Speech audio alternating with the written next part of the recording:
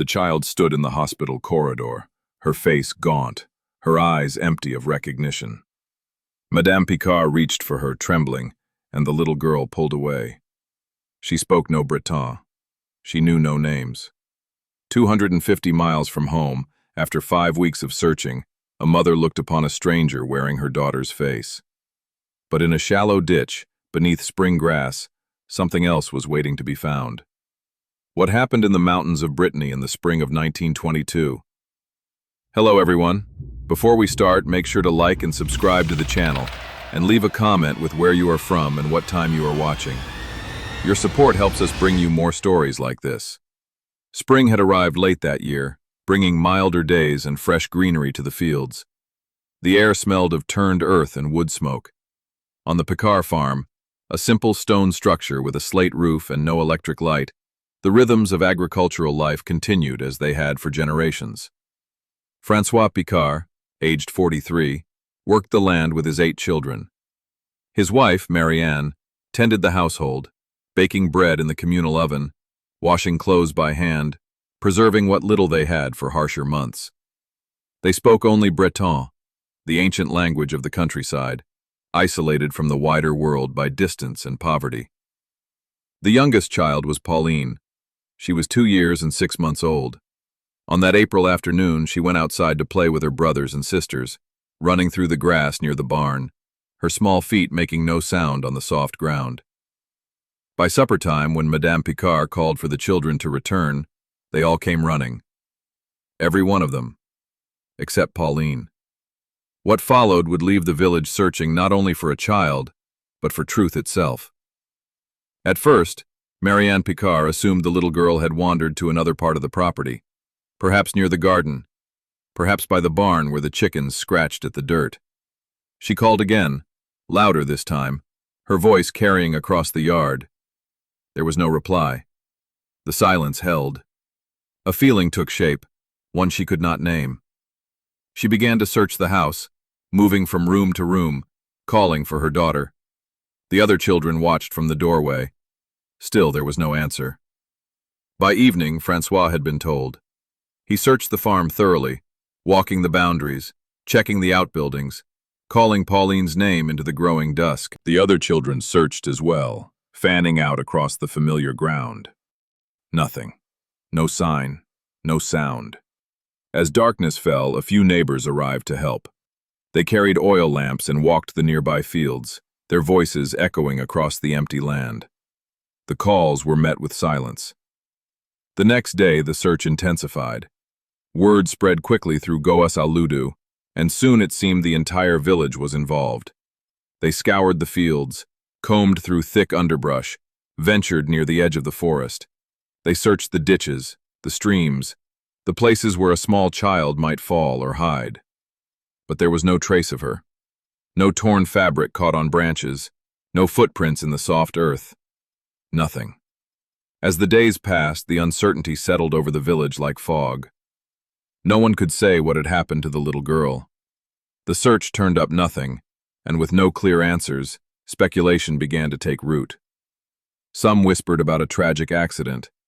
Others suggested that a wild animal might have carried her off into the woods. Some took a less dramatic view, believing that strangers passing through the area may have taken her. Yet when asked, no one could recall seeing anyone unfamiliar that day.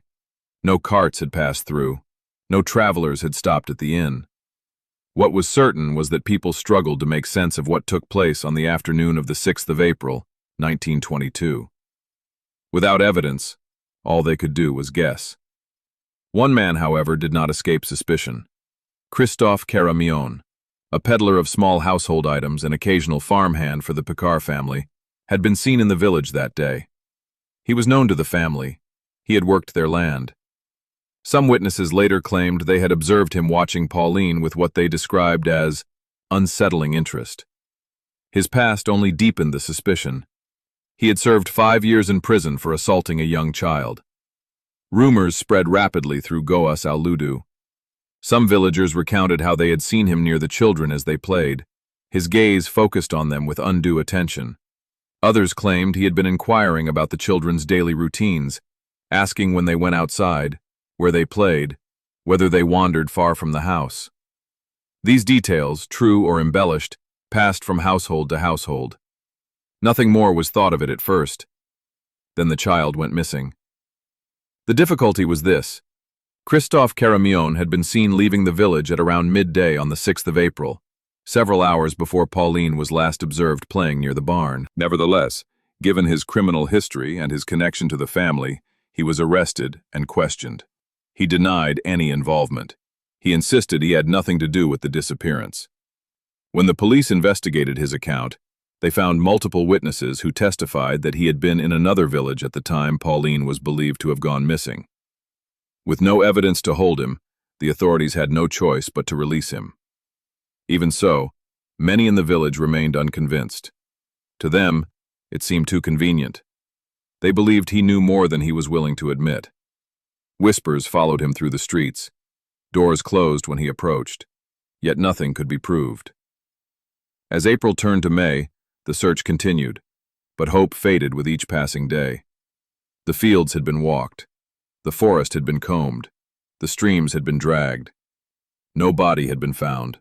No witness had come forward. The Picar family waited, suspended between grief and uncertainty, unable to mourn what they could not confirm, unable to hope for what seemed increasingly impossible. Then on the 6th of May, news arrived from Cherbourg. Cherbourg was a bustling port city, over 250 miles from the small village in Brittany where Pauline had disappeared. A little girl had been found abandoned on the city streets. She bore a striking resemblance to the missing child. The authorities had taken her to the hospital. Though her face was gaunt and weary, when Madame Marianne Picar was shown the photograph, she was certain it was her daughter. Looking at her husband, she said that it was her poor little Pauline, but she could not understand how the child had traveled such a distance. She wept. Francois stood silent, studying the photograph. The details of the discovery varied depending on which newspaper one read. Some claimed the child had been found on Capel Street. Others stated she had been picked up from a woman's house on Crespin Street. One account suggested she had last been seen with a mysterious woman dressed in rags. No account could be verified completely. Francois and Marianne Picar set out at once. For them, it was the first time traveling by train. They left behind the only world they had ever known. The journey was long and bewildering. The train carried them through landscapes they had never seen, past cities they had only heard of in passing. When they arrived in Cherbourg, they found themselves in a world that bore no resemblance to their quiet village. The buildings stood tall. The streets were lined with shops, cafes, and electric streetlights. Cars rattled past. Voices called in languages they did not understand. Their hearts pounded with desperate hope. There, a frail child awaited them. She resembled Pauline, but she was thinner, quieter. She did not recognize them. When they tried to speak to her in Breton, she stared back, uncomprehending. She did not understand a single word. Doubt crept in. Could this truly be their child? Had she forgotten them? The items found with her offered no clarity. The Picars could not identify any of them. Doctors tried to reassure them, explaining that she was likely suffering from aphasia, a condition that can occur after trauma or infection. The authorities urged them to take their time. Perhaps she would remember. Perhaps it would return. That night they stayed at the hospital, watching the child sleep, searching her face for something that would confirm she was their daughter. They looked for any detail that would settle the question. The next morning, though still uncertain, Francois declared publicly that he was sure the little girl was indeed Pauline. Following this, the child was placed in their care. When they returned to Goas-al-Ludu, the village greeted the news with cautious relief. The Picars had their lost daughter back. Most accepted it. The child had been found so far away, under strange circumstances, but she was home. Yet behind closed doors, unease settled over the household. The child remained silent, showing no sign of recognition. She avoided the places Pauline had once loved. She never rushed to the fields. She did not play near the barn. Her siblings believed she was their sister. Neighbors seemed to accept her as Pauline. However, when the little girl was taken to the area where she had gone missing, she became visibly distressed and cried in fear. The nurses who had accompanied the family back to Brittany were certain this reaction proved she was the missing child, overwhelmed by memories of her ordeal. Francois and Marianne could not ignore what was happening. The child in their home was quiet, withdrawn, uneasy in familiar surroundings. She did not recognize them. She spoke no Breton. On the 13th of May, a local farmer named Yves Aon came to see the child. He studied her carefully, his expression unreadable. Then suddenly he turned to Francois and Marianne and asked whether they were certain it was her. There was something in his tone that unsettled everyone. His face twisted with emotion. Without warning, he burst into wild laughter. He cried out that God should help him, that he was guilty. Then he ran from the house. The shock of his outburst was profound. Authorities arrested him and took him to a psychiatric hospital in Quimper. There, doctors assessed his mental state, but his cryptic confession only deepened the mystery. If you are finding this case as compelling as we are, please take a moment to like this video and subscribe to our channel. It truly helps us continue researching and sharing these forgotten stories from history. We also read every comment, so let us know your thoughts on this case below.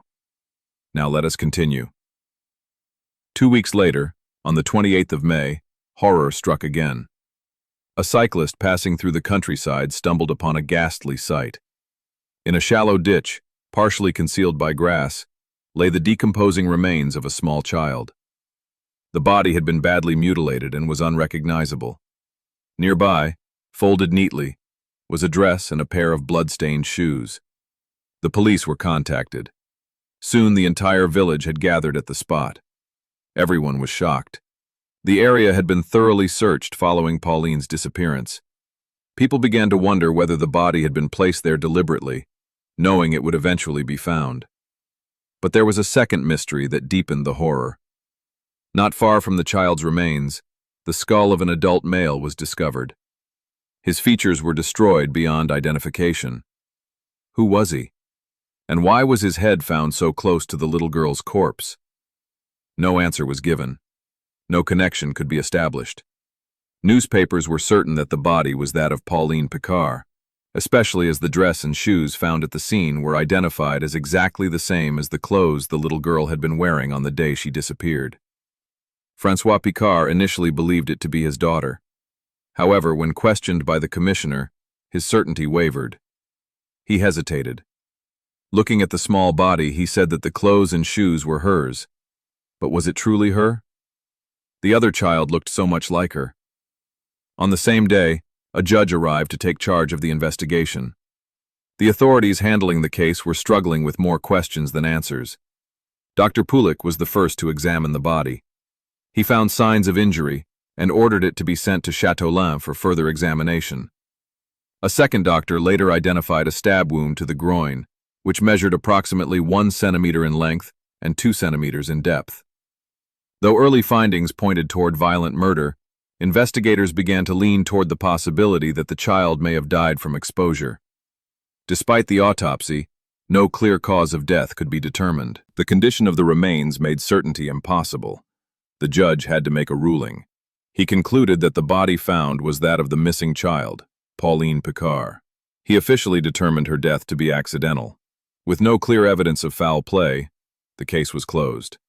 Pauline was laid to rest. She was buried in a simple white wooden coffin.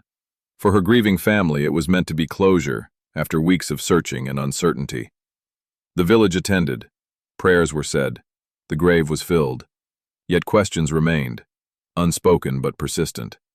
If the body in the field was Pauline, then who was the child in the Picar household? And if it was not Pauline, then whose child lay beneath the earth? A month later, in June of 1922, new rumors began to circulate across Brittany. Some claimed the little girl was still alive, having been kidnapped and taken far from home. A particularly persistent theory suggested that a wealthy family had taken her, and to conceal their crime, left the body of their own deceased child in her place. These stories raised difficult questions. If the girl found in Cherbourg was not Pauline, and the body in the field was not her either, what had truly happened? The speculation grew to the point that many believed the investigation would be reopened. But despite the uncertainty, the authorities stood by their decision. No further inquiry was made. No additional searches were conducted. With no new evidence to challenge their conclusions, the case remained officially closed. The truth remained out of reach, leaving the Picar family and the villagers with unanswered questions they believed might never be resolved.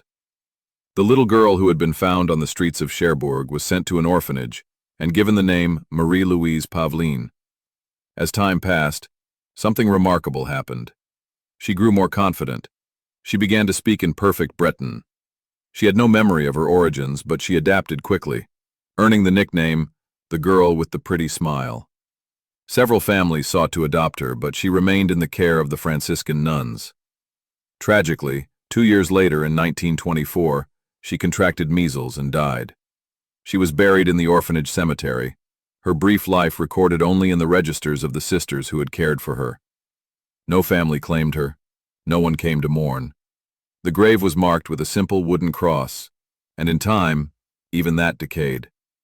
The fate of Pauline Picar remains a mystery to this day. Had she truly been the little girl found in Cherbourg, stolen away and returned with no memory of her past, or had she perished that spring day, her body left to be discovered only when someone wished it to be found? And if she had been replaced, who then was the child who took her place? The questions echo across a century, unanswered. In the village of Goas-al-Ludu, the farm still stands, though the Picar family is long gone. The fields are worked by others now. The barn has been rebuilt. On quiet spring evenings, when the light fades and the air smells of turned earth and wood smoke, the story is sometimes told. But details fade, names blur. What remains is only the outline of a mystery, the shape of a question that cannot be answered. The file remains in the archives of Camper, bound in dust and silence.